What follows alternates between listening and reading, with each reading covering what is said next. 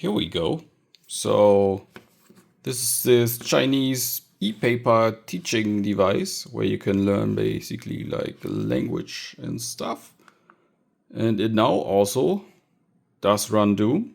It's a little bit on the hard side to see basically, but we can navigate through the menu and have like the full Doom running. You can go forward, left and right, and of course also backward.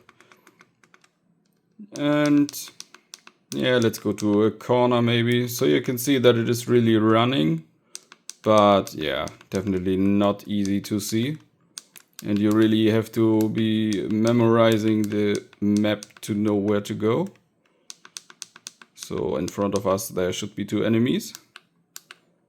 And let's also get them down. That should be it. Yeah. So it works quite well. And inside of it is also this XR872AT SoC.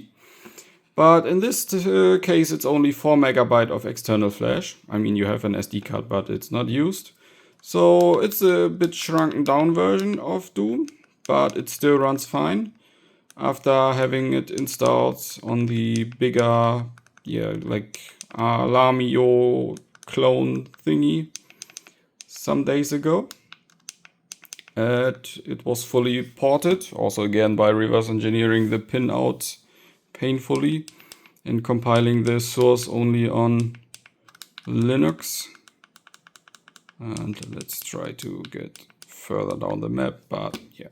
Otherwise you can now turn it off by switching it here and it will basically tell it and then will die.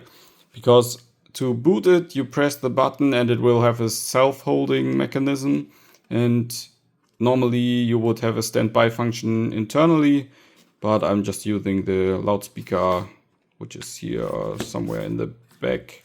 Oh no, here in the front of course. The loudspeaker switch, this will software-wise trigger to release this latch, and so you can now switch it back over again and start it. It's just a fun thing to get it finally running on an e-paper display with a limited matter of visibility, which it's just black and white and no grayscale. Dithering is helping a bit. Okay.